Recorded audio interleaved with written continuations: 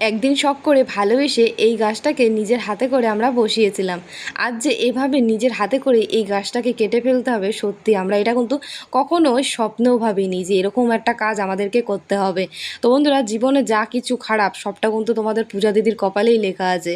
দেখো না, এই পৃথিবীতে যত কিছু খারাপ সবটা আমার কপালেই লেখা আছে। আমার তো শুধু মনে হয় এরকমটাই।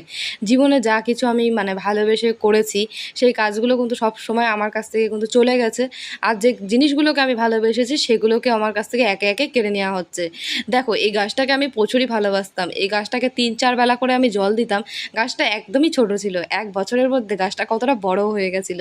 এই গাছটাকে ১ বছরের মধ্যে আবার কেটে নামিয়েও দিতে হলো। দেখো, গাছটা কাটতে যেহেতু তোমাদের পূজা দিদির প্রচুর মায়া লাগছিল, নিজের হাতে করে গাছটা বসিয়েছিলাম না একদিন। তো এই গাছটাকে কীভাবে কাটতে পারি তোমরাই বলো।